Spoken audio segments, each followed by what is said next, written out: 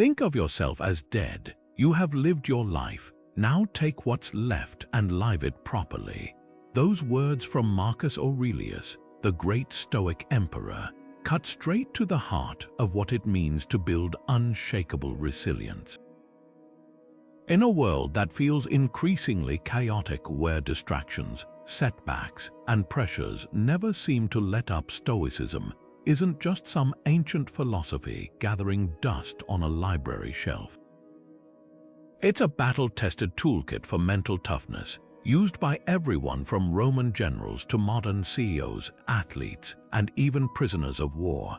And here's the thing, you don't have to wait for life to knock you down to start using it. The principles we're about to explore work just as powerfully when you're standing tall as they do when you're picking yourself back up.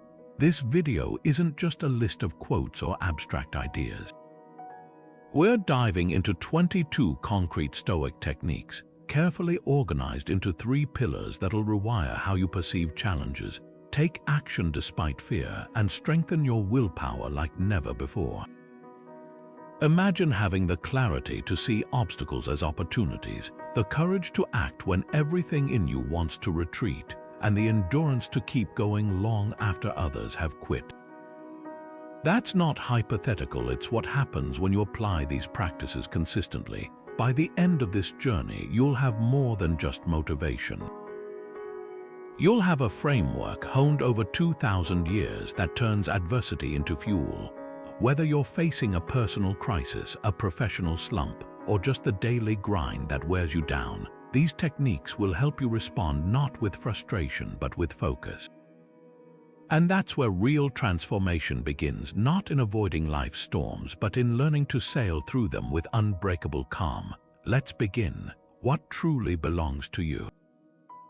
That's the question Epictetus, one of Stoicism's most famous teachers, asked his students 2,000 years ago, and it's just as powerful today. The answer: far less than you probably think. The dichotomy of control is the foundation of Stoic mental toughness, and here's why. It forces you to separate everything in your life into 2 simple categories. On one side, the things you can control, your opinions, your actions, your desires. On the other, everything else: the weather, other people's opinions, traffic jams, flight delays, the past. That's it, no gray area, no bargaining, and this razor-sharp distinction changes everything. Think about the last time you got stuck in traffic. Did screaming at the windshield make the cars move? Did refreshing your GPS 10 times magically clear the road? Of course not. Yet how often do we burn energy on exactly these kinds of futile reactions? Epictetus put it bluntly: we suffer not from the events in our lives, but from our judgments about them. In other words, the traffic jam doesn't frustrate you. Your belief that traffic shouldn't exist does. That's the illusion the dichotomy shatters. Here's how to put this into practice right now. Grab a piece of paper and draw a line down the middle. On the left, list things you genuinely control: your effort, your attitude, the way you treat people. On the right, write down what you don't: your boss's mood, stock market swings, whether your team wins or loses. Now here's the hard truth: most of our stress comes from the right column. We gnaw over other people's choices, obsess about outcomes, and rage against circumstances that were never ours to command. But when you shift your focus to the left column, what you actually influence, something remarkable happens. Your energy stops leaking into the void, and you start building real resilience. Try this today. Every time you feel frustration rising, ask yourself, is this within my control? If not, take a deep breath and let it go. If it is, take action. No complaining, no hesitation. That's the Stoic way. And when you make this habit, you'll find yourself calmer, sharper, and far more powerful in the face of life's chaos. Seneca had a radical practice he called Premeditatio Malorum, the premeditation of evils. While most of us spend our days trying to avoid thinking about worst-case scenarios, the Stoics did the opposite. They deliberately visualized them, not to dwell in fear but to disarm it. Picture this: you're about to give a big presentation, and instead of nervously hoping everything goes perfectly, you take 5 minutes to ask yourself, what's the worst that could realistically happen? Maybe your slides fail or you stumble over your words. Suddenly, those possibilities lose their power over you because you've already faced them in your mind and realized you'd survive. That's negative visualization in action. Here's why this works. Our brains are wired to treat the unknown as a threat, spinning endless what-if nightmares. But when we consciously walk through those scenarios, something shifts. The monster under the bed becomes just a shadow. Seneca put it perfectly. He robs present ills of their power who has perceived their coming in advance. Ancient Stoics would practice this daily, imagining the loss of their job, their health, even their loved ones, not to invite despair, but to cultivate two superpowers: gratitude for what they had and unshakable calm when facing life's inevitable blows. Compare that to how most people operate today. We numb ourselves with distractions, swipe away discomfort with endless scrolling, and hope problems will vanish if we ignore them. But avoidance only amplifies fear. Think of it like flinching before a vaccine needle. The more you tense up, the worse it feels. Negative visualization is the antidote. By willingly exposing yourself to adversity in your imagination, you build emotional calluses. Try this right now. Pick something you're anxious about: a difficult conversation, a financial worry, a career risk. Close your eyes and play out the worst plausible outcome in detail. Notice how your body reacts, then ask, could I handle this? What would my next step be? You'll likely find the fear shrinking, replaced by a quiet readiness. That's the Stoic secret, transforming dread into preparation. As Seneca wrote, the man who has anticipated the coming of troubles takes away their power when they arrive. Next time life throws a curveball, you won't be frozen in shock. You'll already have a playbook written in the quiet moments when you chose to stare down the storm before it ever hit. Amor Fati, love your fate. It sounds almost rebellious in a world that teaches us to chase comfort and avoid suffering at all costs. But here's the twist: this ancient Stoic principle, later embraced by thinkers like Nietzsche, isn't about passive resignation. It's about active acceptance, seeing every obstacle, every setback, even every failure as raw material for growth. Nietzsche put it best: my formula for greatness in a human being is Amor Fati, to want nothing to be different, not forward, not backward, not in all eternity. That's the mindset shift that separates the resilient from the resentful. Marcus Aurelius lived this daily. In his private journals, never meant for publication, he wrote lines like, "The impediment to action advances action." What stands in the way becomes the way. Picture him on the front lines of war, plagued by illness, betrayed by allies, yet scribbling these words by firelight. He wasn't deluding himself, he was training his mind to reframe chaos as curriculum. When you start seeing challenges as the universe's way of forging strength in you, something profound happens.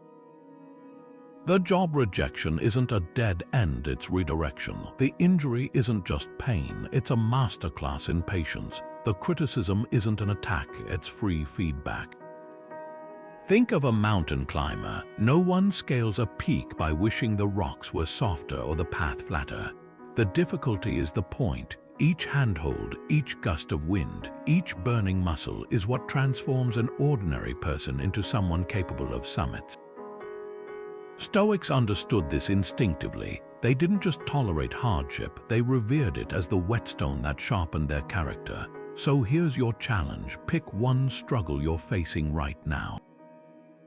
Maybe it's a strained relationship, a financial pinch, or a goal that feels out of reach. Ask yourself, how is this exact situation, uncomfortable as it is, preparing me for what's next? That shift in perspective doesn't erase the difficulty, but it alchemizes it. Suddenly, you're not a victim of circumstances, you're a student of them. And that's when real growth begins, not despite the obstacles, but because of them.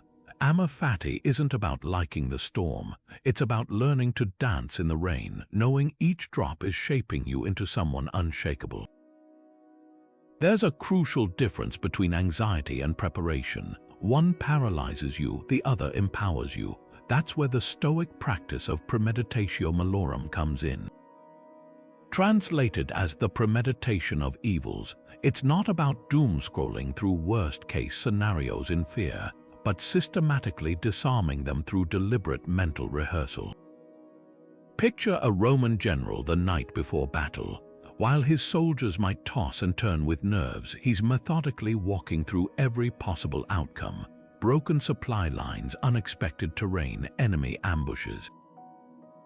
But here's the key: he's not just imagining disasters, he's crafting solutions. By dawn, he's already lived through the chaos in his mind, turning uncertainty into a playbook. That's the power Seneca described when he wrote, "The man who has anticipated the coming of troubles takes away their power when they arrive." Modern psychology confirms this ancient wisdom. Studies show that when people vividly visualize challenges and their responses, they experience less stress when those situations actually unfold. It's like emotional vaccination. Anxiety thrives on vague, undefined threats, but Premeditatio Malorum forces you to get specific. Will your business pitch get rejected? Imagine yourself calmly asking for feedback instead of crumbling. Might your flight get cancelled? Plan exactly how you'll rebook or pivot. This practice doesn't just soften the blow of adversity, it transforms you from a reactive victim into a proactive strategist. Here's how to apply this today. Take a current goal: launching a project, having a tough conversation, or even starting a fitness routine. Now grab a notebook and divide the page into 2 columns. On the left, list 3 realistic obstacles that could derail you. On the right, write your predetermined response for each. For example, if I lose my motivation to work out, I'll commit to just 5 minutes, enough to maintain the habit. This simple exercise accomplishes 2 things. First, it proves you're more resilient than you think. You've already survived these scenarios in your mind. Second, it builds what Navy SEAL calls stress inoculation, the ability to stay cool under fire because you've rehearsed the heat. The Stoics weren't pessimists, they were realists. They understood that life will test you not to break you, but to reveal you. By practicing Premeditatio Malorum, you're not inviting disaster, you're stripping it of its surprise. Next time adversity strikes, you won't waste energy asking, "Why me?" You'll already know the answer: "Because I'm ready." And that shift from dread to readiness is where unshakable mental toughness begins. Seeking discomfort sounds counterintuitive. Why would anyone choose hardship when modern life offers endless conveniences? Yet this is exactly what Stoic giants like Cato the Younger did daily, not out of masochism but as deliberate training for the mind. Picture this: one of Rome's wealthiest men, Cato, would walk through snow barefoot, wear threadbare tunics in public, and refuse lavish meals, not because he had to, but because he chose to. His philosophy was simple: what luxury can break you if you've already broken yourself of luxury? That's voluntary discomfort in action, a practice as relevant today as it was 2,000 years ago. Modern science backs this ancient wisdom. When you voluntarily face cold showers, skip a meal, or push through an extra set at the gym, you're not just building physical endurance. You're rewiring your brain's relationship with discomfort. Each small act of self-denial strengthens what psychologists call distress tolerance, the ability to handle life's inevitable hardships without crumbling. Musonius Rufus, the Stoic teacher who trained Epictetus, put it bluntly: how can anyone develop courage if they only seek what feels pleasant? He wasn't advocating suffering for its own sake, but recognizing a profound truth: comfort zones shrink minds while controlled challenges expand them. Think of it like vaccination. A tiny, intentional dose of hardship immunizes you against life's larger blows. When you've fasted for 12 hours by choice, missing lunch due to a busy day becomes trivial.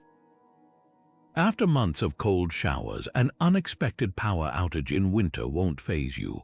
This isn't about punishment, it's about empowerment. Just as a boxer spars to prepare for real fights, Stoics practiced voluntary discomfort to prepare for life's unpredictability. Here's your challenge. Pick one uncomfortable habit to adopt this week. It could be waking up 30 minutes earlier, leaving your phone behind on walks, or swapping your afternoon snack for water. The key: start small but stay consistent. Notice the voice that says, "This is pointless, I don't need to do this." That's exactly the voice voluntary discomfort exists to quiet. Because when real adversity hits, the kind you didn't choose, you'll have already proven to yourself that you can handle far more than you think. As Seneca observed, difficulty shows what men are. What will your next uncomfortable choice reveal about you? Marcus Aurelius kept a journal not to record events, but to dissect his judgments about them. "Remove the opinion," he wrote, "and you remove the complaint. This is the essence of objective judgment, the Stoic art of separating raw reality from the emotional filters we layer over it." Picture this: your manager critiques your project in front of the team. Instantly, your chest tightens. "They're undermining me," you think. "This is unfair." But pause for a moment. The critique itself is just sound waves in the air or pixels on a screen. The heat you feel, that's your judgment at work. Epictetus nailed it. It's not things that disturb us, but our interpretation of their meaning. Here's how to apply this today. Next time you react strongly to an event, a snide comment, a missed promotion, a social media slight, break it down like a scientist examining data. First, state the bare facts. "My supervisor said the timeline was unrealistic." Full stop. No, they were out to get me. No, this proves I'm failing.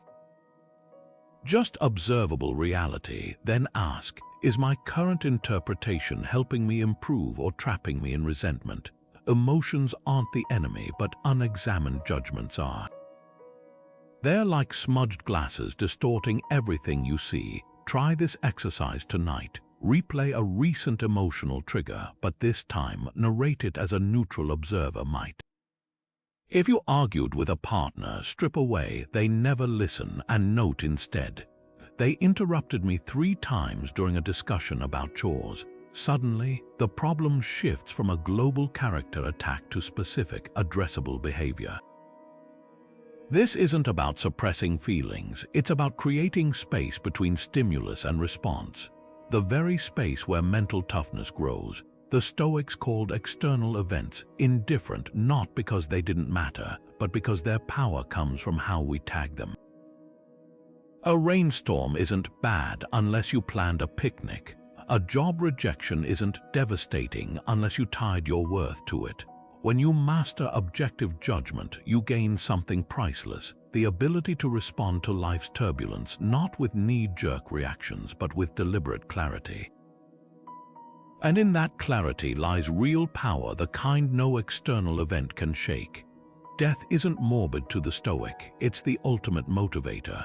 The practice of Memento Mori, Latin for "remember you must die," might sound grim at first glance, but its purpose is anything but. Picture a Roman general standing victorious after battle, his slaves whispering in his ear, "Respice post te, hominum te es memento," look behind you. Remember that you are but a man. This wasn't cruelty, it was clarity. The Stoics didn't dwell on death to frighten themselves. They used it to strip away illusions, to cut through procrastination and petty worries like a scalpel. Marcus Aurelius put it plainly: you could leave life right now. Let that determine what you do and say and think. Compare that to how most of us operate today. We drown mortality in distractions, endless scrolling, mindless consumerism, the quiet desperation of someday thinking, someday I'll start that business.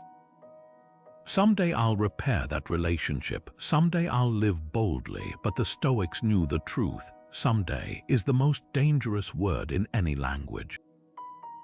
Seneca wrote, "It is not that we have a short time to live, but that we waste much of it." Memento Mori isn't about counting down days, it's about making days count. Here's the paradox: confronting life's finitude doesn't shrink your world, it expands it. When you truly internalize that today could be your last, trivialities fall away. That argument over a parking spot, meaningless. The fear holding you back from a risky career move, suddenly conquerable. Ancient Stoics kept skulls on their desks not as morbid decor, but as daily reminders: this is your one shot. Act accordingly. Try this exercise tonight. Ask yourself 2 questions. First, if today were my last, would I be proud of how I spent it? Second, and this is crucial, if I knew I had 10 more years, what would I start today? The first question weeds out distractions. The second reveals your true priorities. That's the alchemy of Memento Mori. It dissolves hesitation without eroding joy. After all, nothing makes a sunset more vivid than knowing you won't see infinite more. Modern culture treats death as a taboo, something to be hidden behind euphemisms and hospital curtains. But the Stoics stared it down, and in doing so, they discovered an unexpected gift.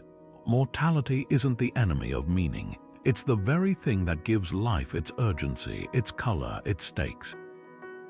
As the philosopher Montaigne, a later admirer of Stoicism, wrote, "To practice death is to practice freedom." When you stop pretending you'll live forever, you start living with the kind of focus that leaves no room for regret. Your time isn't slipping away, it's being handed to you, moment by moment. The question is, what will you build with it before the sand runs out? Imagine floating high above Earth, watching continents shrink to the size of your hand, seeing storms as tiny swirls, cities as specks of light. That's the view from above, a Stoic visualization exercise that astronauts say changes them forever. When you're orbiting the planet at 17,000 miles per hour, political borders vanish. Arguments that felt life or death now seem laughably small. Seneca captured this perfectly when he wrote, "Look down at how tiny human affairs appear from above." At every moment, the view of vast lands and countless seas reduces our pride.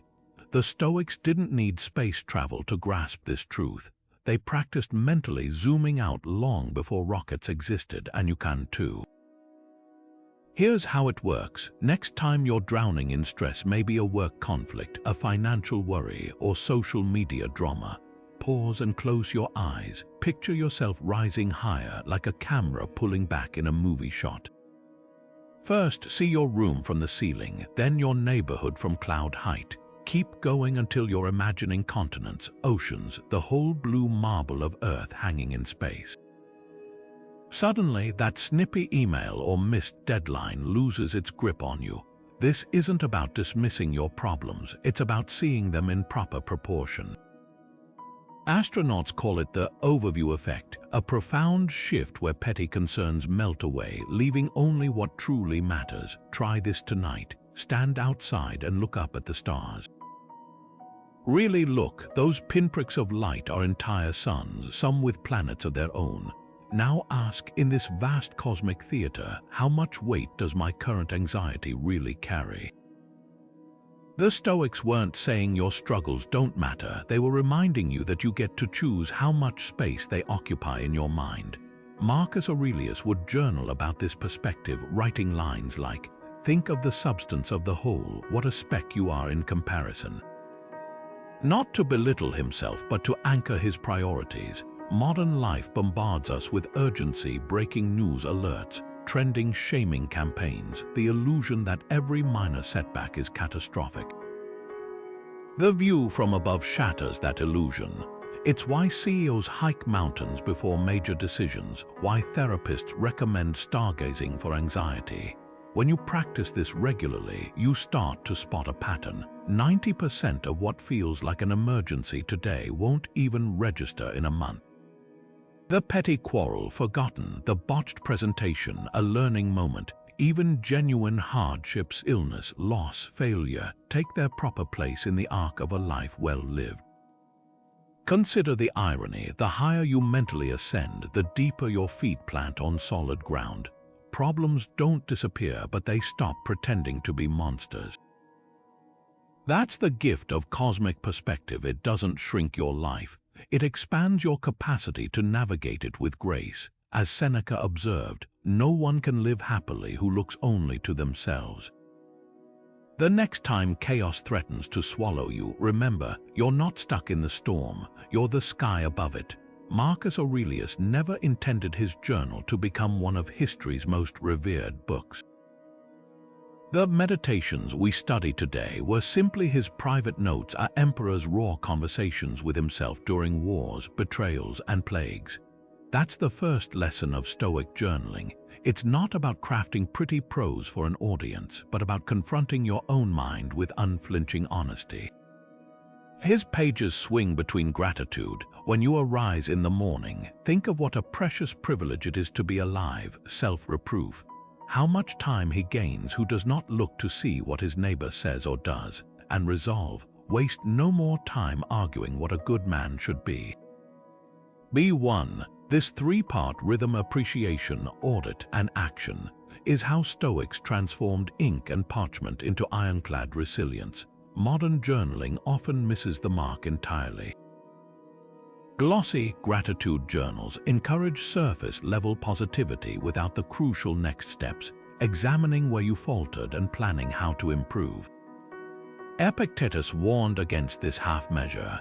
If you wish to improve, be content to appear clueless or stupid. Real growth demands brutal self-assessment alongside thankfulness.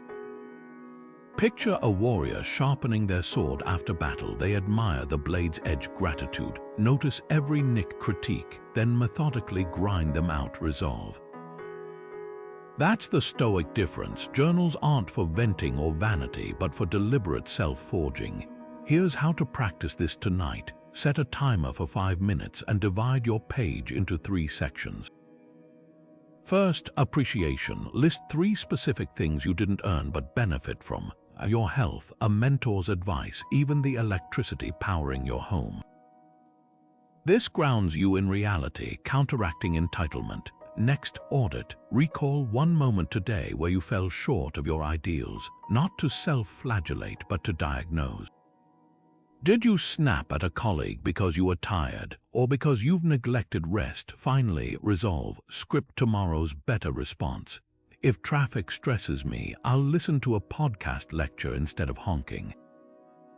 This closes the loop between insight and action. The power of this practice lies in its cumulative effect. One night's entry won't rewire your mind, but over months, you'll spot patterns invisible in the moment, how certain triggers derail you, which virtues you consistently neglect, where small adjustments yield disproportionate gains. Like Marcus reviewing his day by candlelight, you're not just recording events, you're excavating the hidden curriculum within them. And that's when journaling stops being a chore and becomes what the Stoics intended, a daily debrief with your highest self, sharpening your clarity 1 page at a time. Seneca, one of Rome's wealthiest men, had a peculiar habit. He'd periodically lie as if he'd lost everything. For days at a time, he'd sleep on the floor, wear his oldest clothes, and eat nothing but stale bread. Why? He called it Fortuny exercitationum, practice for fortune's twists. Set aside a certain number of days, he wrote, during which you shall be content with the scantiest food and the cheapest clothing, saying to yourself the while, is this the condition I feared? That question cuts to the heart of practicing poverty, not as punishment but as liberation. When you voluntarily step into scarcity, you expose comfort as the illusion it really is. Look at modern billionaires who have adopted this same Stoic principle. Warren Buffett still lives in the same modest Omaha house he bought in 1958 for $31,000. Mark Zuckerberg wears the same gray t-shirts daily. It's not about penny pinching, it's about maintaining what Musonius Rufus called the wealth of the soul, the ability to thrive with or without material excess. He taught that real poverty isn't lacking possessions but being enslaved by them. Picture 2 people, one loses their fortune and collapses into despair, the other shrugs and starts rebuilding. The difference isn't their bank accounts, it's whether they've practiced detachment. Here's the uncomfortable truth: most of us are softer than we realize. We panic when our phone battery dips below 20%, when the Wi-Fi lags, when our favorite coffee shop runs out of oat milk. First world problems, yes, but they reveal a deeper vulnerability. We've wired our happiness to conveniences we didn't even notice until they disappeared. The Stoic antidote: scheduled discomfort. Try this challenge. Pick one day this month to go minimal. Wear your least favorite outfit, leave your wallet at home, and pack a simple lunch.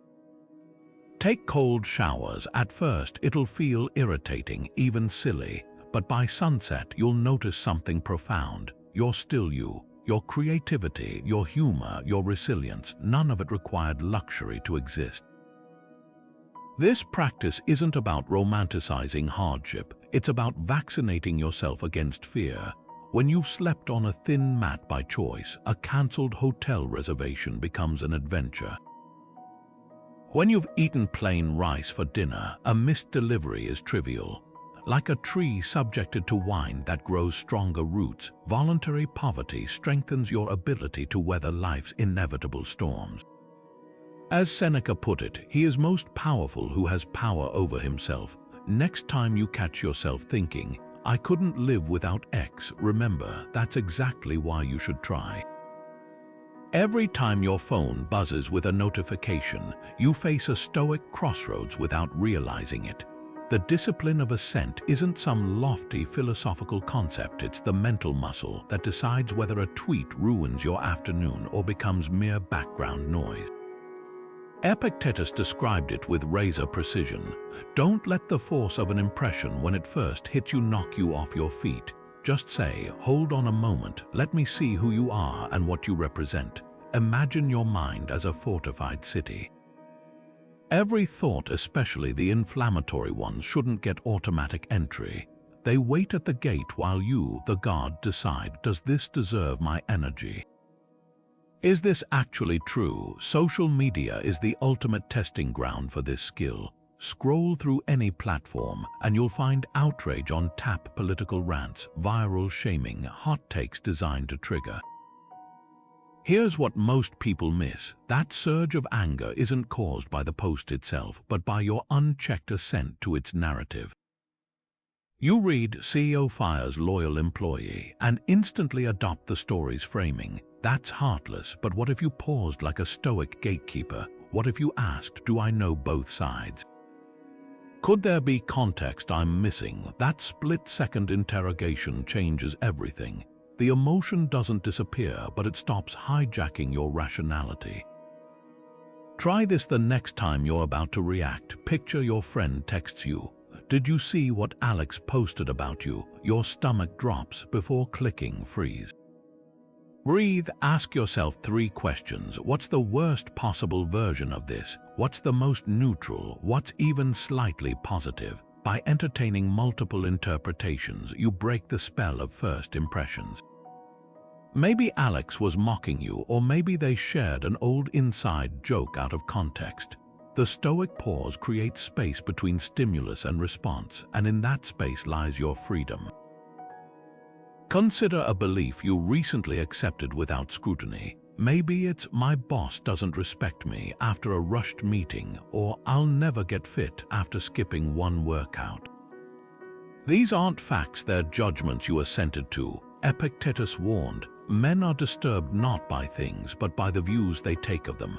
Every day, you're bombarded with impressions, advertisements whispering you're inadequate, algorithms feeding you anger, even your own inner critic spinning catastrophes.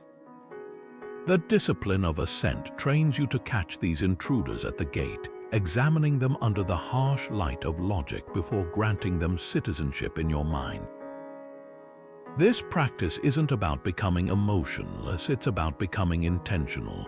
When you master assent, you stop being a puppet to every passing thought. That controversial headline, you can engage with it or dismiss it, but it's your choice. The colleague's cryptic comment, you're no longer hostage to assumptions. Like a judo master using an opponent's momentum, you redirect mental chaos into clarity. And in a world that profits from your impulsive reactions, that's not just wisdom, it's rebellion. Some things don't just withstand chaos, they thrive on it.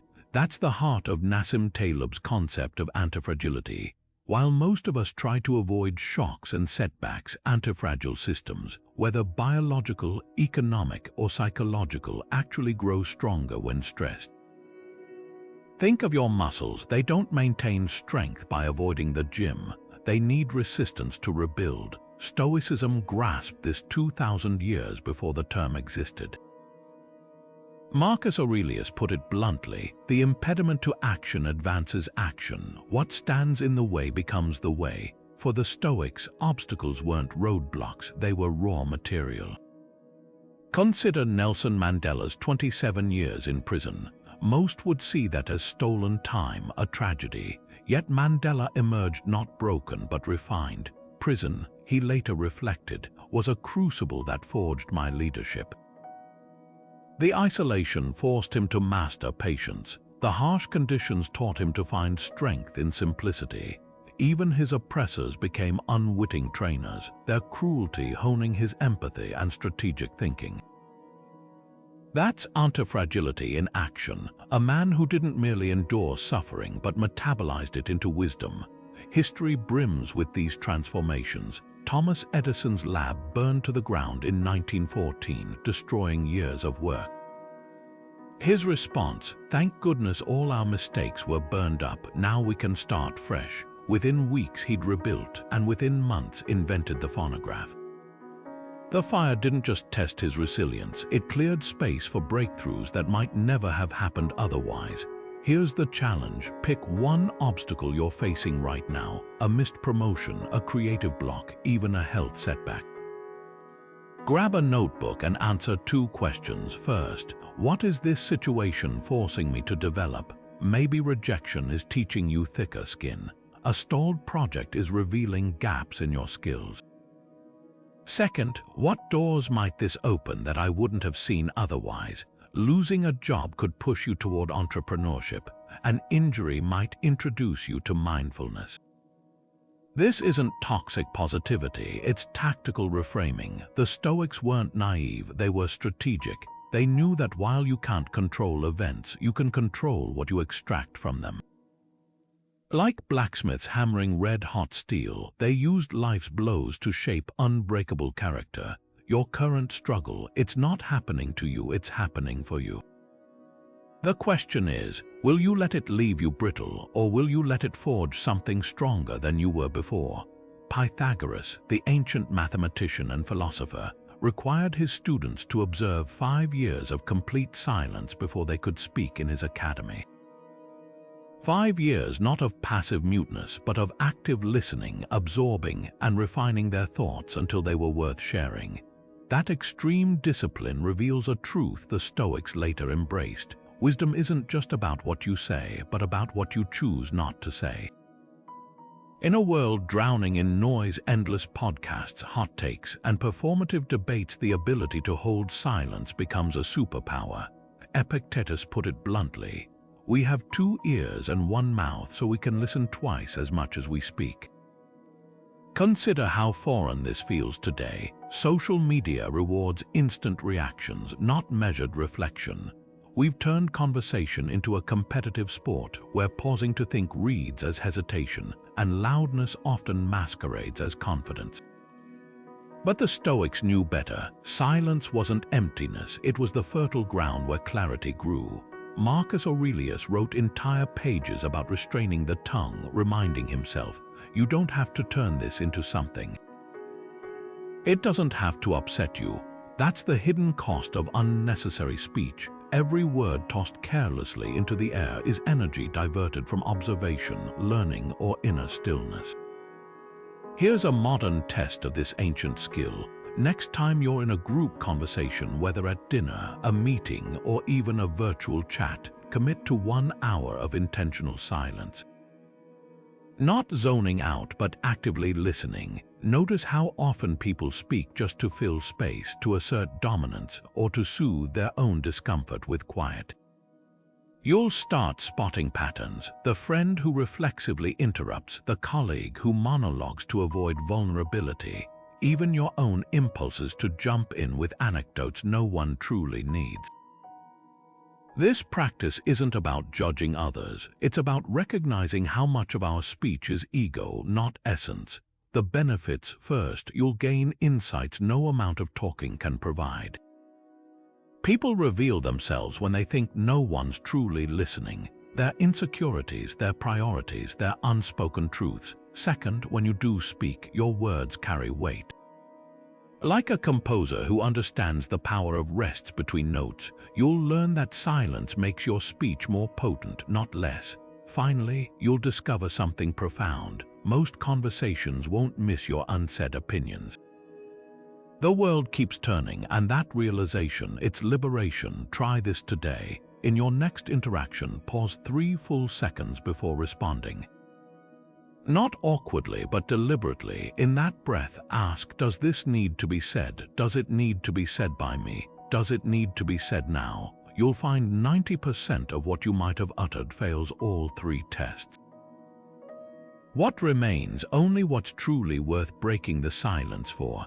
That's the Stoic art, speaking not to prove you're alive, but to add something alive to the world. Cato the Younger once walked through Rome's crowded streets wearing a bright red tunic, not because he liked the color, but to train himself in the art of indifference. When people pointed and laughed, he kept walking. When they mocked his outfit, he smiled. Why? Because Cato understood something we've forgotten: the hunger for approval is a prison of our own making. Seneca called it the slavery of applause, a chain so subtle we mistake them for rewards. Every time we refresh our screens, checking likes or comments, we're not seeking connection. We're feeding an addiction to external validation that the Stoics warned against 2 millennia ago. Modern culture has turned this craving into a science. Social media platforms exploit our neurological wiring, delivering dopamine hits for every notification, conditioning us to confuse visibility with worth. But here's the paradox: the more you chase approval, the less control you have over your own happiness. Imagine 2 artists: one paints what trends on Instagram, the other what stirs their soul. The first might gain followers, but only the second gains fulfillment. As Seneca wrote to his friend Lucilius, what's the point of having applause if you can't stand your own silence? The Stoics weren't against achievement, they opposed letting achievement define you. Marcus Aurelius ruled the known world, yet reminded himself daily, it's possible to be a good man without anyone knowing it. Contrast that with today's influencer economy, where self-worth is measured in engagement metrics. We've created a world where people would rather be seen as interesting than be interesting, where a viral post feels more valuable than a private breakthrough.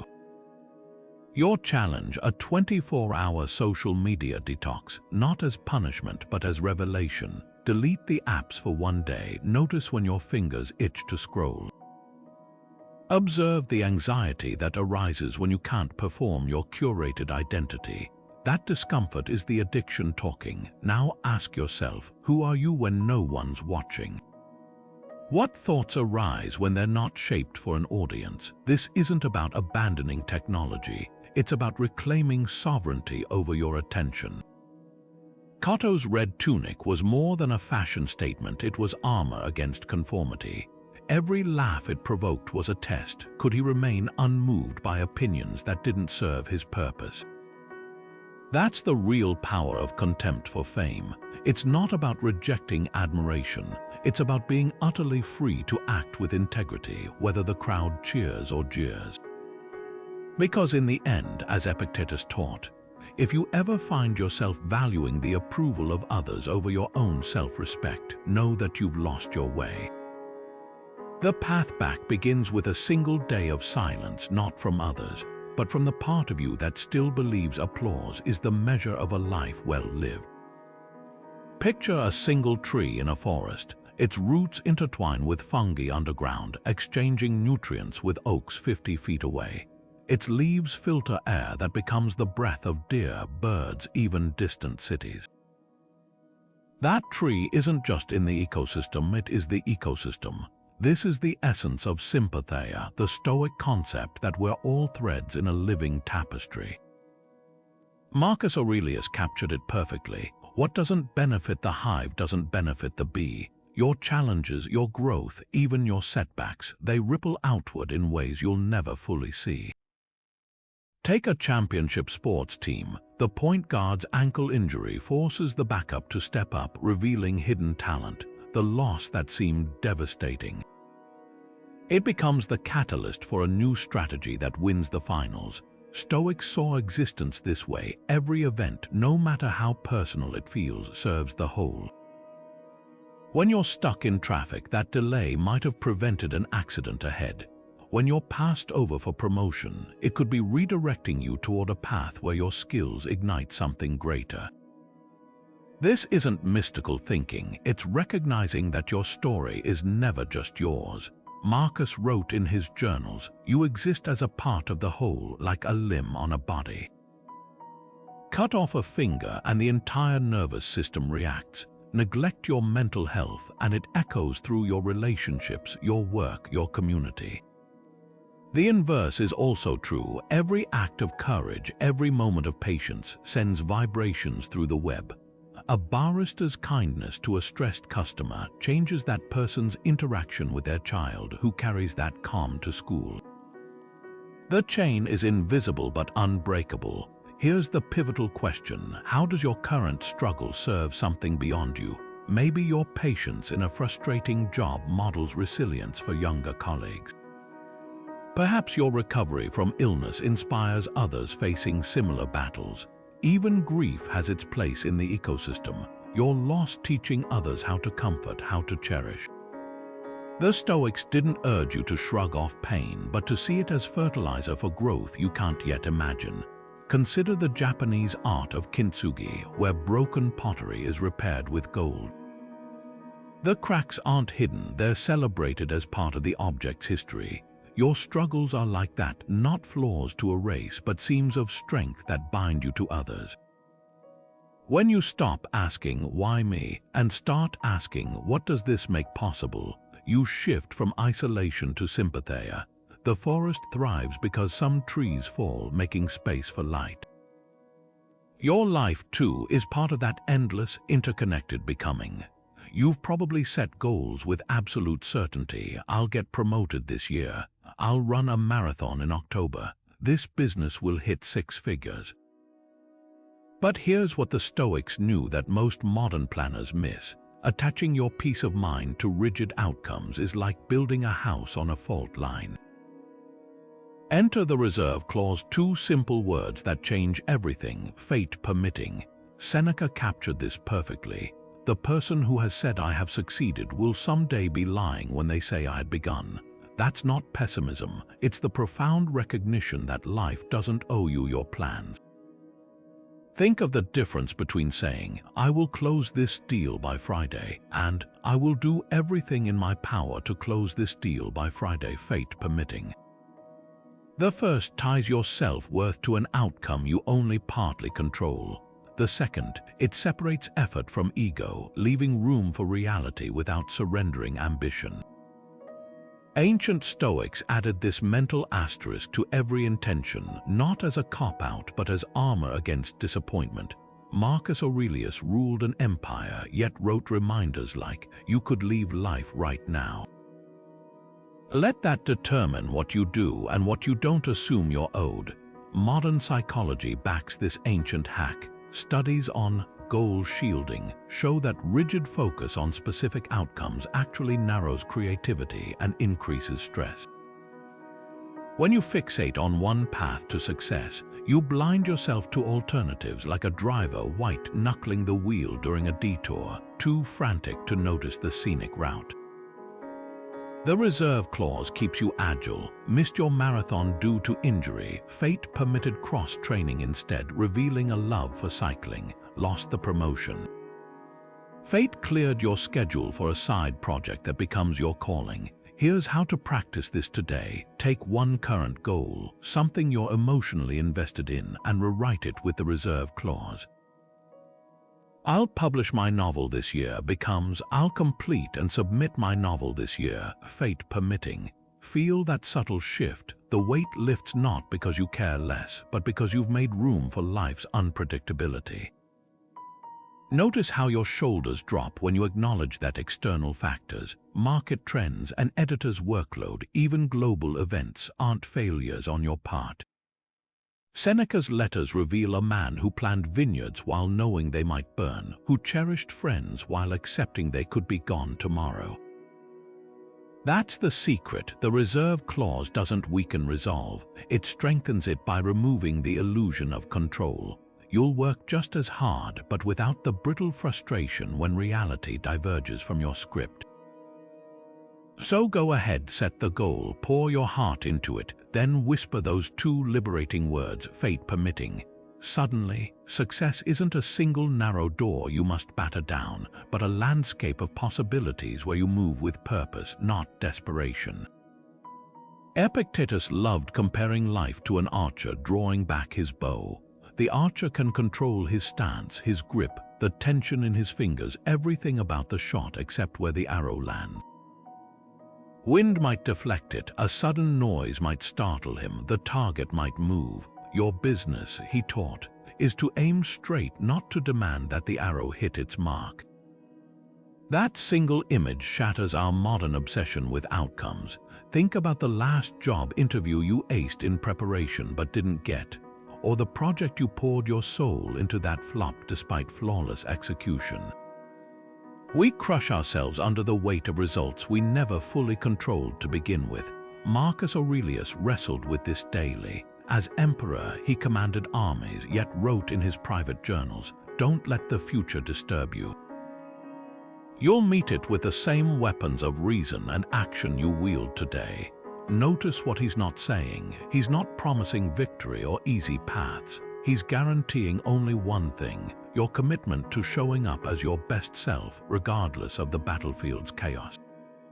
That's the core of character over outcome. The unshakable understanding that your worth isn't measured by trophies, but by the integrity of your effort. Consider two novelists. One writes solely for bestseller lists, tailoring each chapter to trends. The other crafts sentences that resonate with her deepest truths, knowing they may never find an audience. The first lives in perpetual anxiety, every sales report a verdict on her value. The second, she sleeps soundly because her success was secured the moment she honored her craft.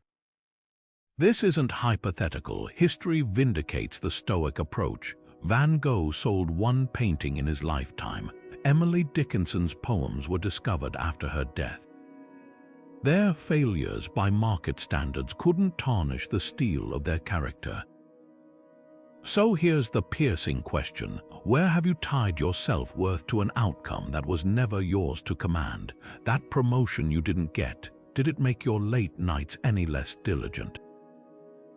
The relationship that ended, did it nullify the love you showed? When you audit your life through this lens, you start spotting the hidden contracts you've signed with the universe. I'll be happy when.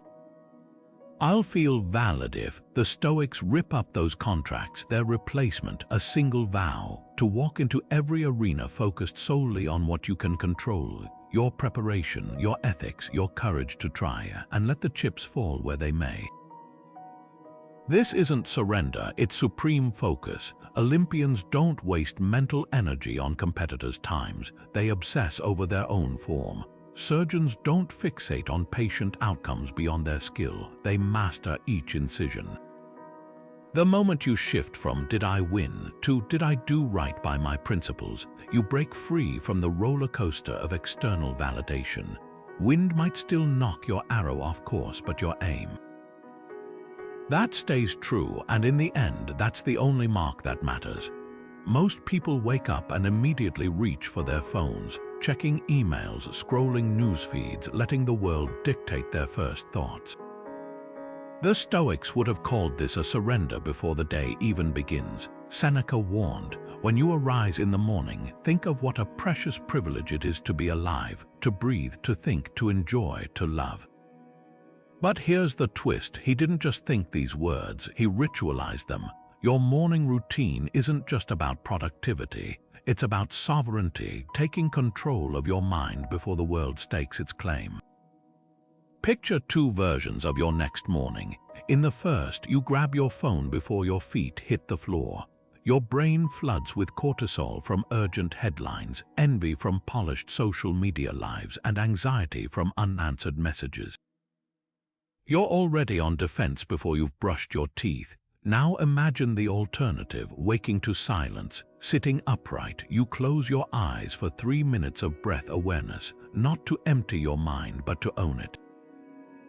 You mentally rehearse a potential challenge. What if my presentation gets interrupted? Visualizing yourself responding with calm clarity. Then you scribble one intention in a notebook. Today, I'll listen more than I speak. 10 minutes total. That's the difference between starting your day reactively and stepping into it like a general surveying the battlefield. Marcus Aurelius left us his morning ritual in Meditations. When you wake, tell yourself, the people I deal with today will be meddling, ungrateful, arrogant, dishonest, jealous, and surly, but I have seen the beauty of good and the ugliness of evil, and have recognized that the wrongdoer has a nature related to my own. This wasn't pessimism, it was psychological inoculation. By anticipating friction, he immunized himself against surprise and resentment. Modern research confirms this. Visualizing obstacles primes the brain to handle them with less stress. Navy SEAL use similar forecasting drills before missions. Here's your 3-day challenge. First, banish your phone from the bedroom. Get an old-school alarm clock. Upon waking, sit upright and take 5 deep breaths, counting to 4 on each inhale and exhale. Then, pick one adversity to mentally rehearse, a difficult conversation, a missed deadline, even a spilled coffee. Visualize yourself responding with stoic calm. Finally, write one intention, not a to-do list item, but a quality to embody: patience, courage, presence. Keep it short enough to remember all day. The magic lies in cumulative effect. Day 1 might feel awkward. By day 3, you'll notice subtle shifts: less reactivity in traffic, more focus in meetings, a steadier center when chaos erupts. That's the Stoic advantage. You're not waiting for crisis to reveal your character. You're building it deliberately, dawn by dawn, before the world gets its hands on you. As Seneca wrote, no one is crushed by fortune unless they are first deceived by her. Your mornings are the training ground where you learn to spot and sidestep those deceits. Every evening, Seneca performed what he called his evening reckoning, a ritual so powerful it could transform ordinary days into stepping stones of wisdom. Picture this: the great philosopher, candle flickering, reviewing his day not with guilt or pride, but with the detached curiosity of a scientist examining data. He'd ask himself 3 piercing questions. What wrong did I commit today? What lessons emerged? And how might I do better tomorrow? This wasn't self-flagellation, it was deliberate evolution. Epictetus captured the essence when he said, "No man steps in the same river twice, for it's not the same river and he's not the same man." The evening review ensures you're not the same person tomorrow that you were today. Modern life rushes us from one distraction to the next without pause. We collapse into bed with screens still glowing, numbing ourselves to avoid facing the day's unresolved edges. But consider the difference between a chef who tosses ingredients haphazardly into pots versus one who tastes, adjusts, and refines each dish before serving. The evening review is that moment of tasting where you become both chef and critic of your own life. Here's how to practice Seneca's Audit tonight. First, mistakes. Identify one moment you fell short of your ideals. Maybe you snapped at a colleague, procrastinated on a promise, or indulged in self-pity. Note it plainly without drama, like jotting down a chess move you'd take back. Next, lessons. Ask what this revealed about your triggers or blind spots. Did hunger amplify your irritability? Did social media drain your focus? Finally, improvements. Script tomorrow's better response. If I feel overwhelmed at 3 p.m., I'll take a 5-minute walk instead of scrolling. This closes the loop between reflection and action. The magic lies in spotting patterns over time. After a week of reviews, you might notice that your worst decisions cluster mid-afternoon when energy dips, or that certain people consistently spark your patience or pride. These aren't flaws, they're data points for self-mastery. Like a navigator correcting course by the stars, your evening review keeps you aligned with your true north. Try this experiment. Keep your review notes in a dedicated journal for 7 days. Then read them in one sitting. You'll likely find 2 surprises. First, your failures repeat more than you realized, proof of habits begging to be reshaped. Second, your growth becomes visible in ways daily hustle obscures. That awkward conversation you handled with grace, the temptation you resisted, they add up.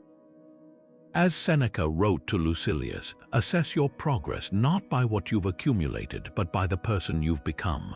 The evening review is your mirror for that transformation, one honest page at a time. There's a split second, less than a heartbeat, between what happens to you and how you react. That sliver of time is where Stoic mastery lives. Marcus Aurelius called it the space of a single breath, writing in his journals, "You own your actions, not what happens to you." The power is in your response. This is the Stoic pause, the deliberate gap between spark and flame where true self-command takes root. Anger, more than any other emotion, exposes whether you've cultivated that pause or surrendered to reflex. Picture this classic provocation. A driver cuts you off in traffic. Instantly, your pulse spikes, your jaw clenches, and your middle finger twitches toward the window. That's biology at work, the amygdala hijacking your prefrontal cortex. But here's where Stoics intervene. Between the honk and the outburst lies a choice point. Seneca, who wrote extensively on anger, described it as the first movement, an involuntary flash of heat, followed by either escalation or awareness.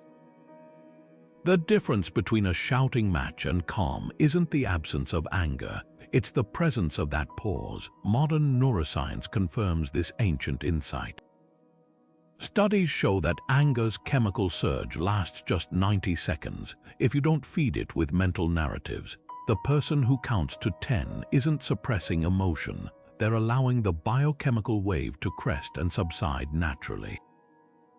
Epictetus, born a slave, faced daily humiliations that would justify rage. Yet he taught, if someone succeeds in provoking you, realize that your mind is complicit in the provocation. Translation: the insult only stings if you pause long enough to endorse it. Try this role-play exercise right now. Recall a recent frustration, a rude comment, a broken promise, a bureaucratic runaround. Now rewind the tape and insert a 10-second pause. In that stillness, ask 3 Stoic questions. Is my reaction proportional? Will this matter in a week? What would my best self do? That's not passive acceptance, it's strategic detachment. Navy SEAL train this way, using tactical breathing, 4-count inhale, 4-count hold, 4-count exhale to override panic in firefights. The principle is identical: create space, regain choice. Marcus Aurelius faced betrayals that would make road rage seem trivial conspiracies, wars, even a treasonous general he spared rather than executed. His secret: journaling hypothetical provocations each morning. Today I will meet interference, ingratitude, insolence, but I cannot be harmed unless I perceive insults as harmful. That's the pause weaponized. By pre-rehearsing his composure, he turned potential triggers into tests of principle. Your challenge tonight: script your pause protocol. Pick one recurring irritation: a coworker's interruptions, a child's tantrums, online trolls. Decide in advance, when X happens, I will breathe for 8 seconds before responding. Like a fire drill, this trains muscle memory for real crises. Because here's the paradox the Stoics uncovered: the less you react, the more you control the situation. Silence isn't weakness, it's the ultimate power move. As Seneca observed, the greatest remedy for anger is delay. Give yourself that gift, and no one can ever force you to play their game. Imagine carrying an invisible mentor in your pocket, someone whose wisdom kicks in the moment frustration flares or temptation whispers. That's the power of modeling the sage, a Stoic practice where you borrow the clarity of history's wisest minds when your own falters. The ancient Stoics didn't worship celebrities for their fame or wealth. They studied paragons of virtue like Socrates, Diogenes, and their founder Zeno, not to mimic their actions blindly, but to internalize their way of seeing. Epictetus put it plainly, if you wish to improve, be content to appear foolish in the eyes of those who have never asked themselves, what would a wise person do here? Consider the difference between scrolling through a billionaire's Instagram for lifestyle envy versus studying Marcus Aurelius' journals for moral GPS. One hooks you to external validation, the other anchors you to timeless principles. When Zeno lost his entire fortune in a shipwreck, he didn't crumble, he wandered into an Athenian bookstore, discovered philosophy, and rebuilt himself into someone no storm could sink. That's the litmus test for a true sage. Their resilience outshines their resume. Here's how to make this practical. Pick one Stoic figure, perhaps Seneca for his grace under political pressure, or Musonius Rufus for his unwavering integrity in exile. For the next month, mentally consult them at key moments. Stuck in a pointless meeting, ask, how would Cotto handle this bureaucracy, facing unfair criticism? Channel Epictetus. If someone tried to hand you their anger, would you take it? This isn't about cosplaying history. It's about creating a dialogue with wisdom that time tests your impulses. Modern culture obsesses over role models whose achievements dazzle but rarely deepen us. The Stoic sage is the antidote, a mirror for your potential, not a pedestal for your projections. As you walk through daily challenges with your chosen guide, you'll notice something startling. Their voice starts sounding like your clearest thinking. That's when you realize the goal was never to imitate them, but to awaken the sage within yourself. There's a question that cuts through all the noise of modern life, one that hospice nurses say surfaces again and again in final moments. Did I live by what truly mattered to me? Not did I get rich or did I go viral, but was I kind, courageous, present? Bronnie Ware, who spent years caring for the dying, documented their most common regret. I wish I'd had the courage to live a life true to myself, not the life others expected of me. The Stoics anticipated this 20 centuries earlier. Seneca wrote, "He who dies well has lived well, not in his final breath, but in every ordinary day leading up to it." That's the power of the last thought exercise. It compresses life's clutter into a single clarifying lens. Imagine your own deathbed for a moment, not morbidly, but with the sharp focus of someone who understands time is finite. What memories would bring you peace? Likely not the promotions, the likes, or the possessions, but the moments you stood by your principles when it cost you. The times you chose connection over convenience, the days you showed up as your best self despite the odds. The Stoics called this Memento Mori in action, not just remembering death, but letting that awareness sculpt your daily choices. Marcus Aurelius framed it as a question: think of yourself as dead. You have lived your life, now take what's left and live it properly. Here's a challenge that will crystallize this practice. Grab a notebook and write your ideal eulogy, not the generic flattery of a funeral speech, but the raw, honest summary of how you'd want to be remembered. Would it highlight your patience with your children, your integrity in business when no one was watching, your resilience after failure? This isn't about crafting a perfect image. It's about identifying the gap between who you are and who you aspire to be. A CEO client of mine did this exercise and realized his hypothetical eulogy praised his sacrifice for the company, but that wasn't the legacy he actually wanted. He rewrote it to emphasize being present for his daughter's childhood, and within a year he'd restructured his work life to match. Seneca observed, "Life is long if you know how to use it." The irony, most people discover how to live only when they're out of time. The last thought exercise flips that script by regularly asking, "Will this matter on my deathbed?" You develop a filtering system for your hours, that tedious argument over a parking spot, instantly trivial, the apology you've been avoiding, suddenly urgent. The passion project you keep postponing, no longer negotiable. Consider the Japanese concept of ikigai, the intersection of what you love, what you're good at, what the world needs, and what you can be paid for. Now imagine your deathbed self-reviewing your life's ikigai. Did you trade what was meaningful for what was merely convenient? Did you confuse busyness with purpose? The Stoics aren't asking you to abandon practical concerns, but to align them with something deeper. When you live backward from death, every yes becomes more intentional, every no more courageous. So tonight, light a candle, set a timer for 10 minutes, and let your future self speak. Write the eulogy you'd want whispered over you, not as a fantasy, but as a blueprint. Then wake up tomorrow and start bridging the gap. As the Stoics knew, the best preparation for death isn't a well-worded epitaph, but a life so fully lived that when the final question comes, "Did you live by your values?" the answer echoes back without hesitation. We've journeyed through 22 Stoic techniques, not as abstract philosophies, but as a battle-tested toolkit for mental toughness.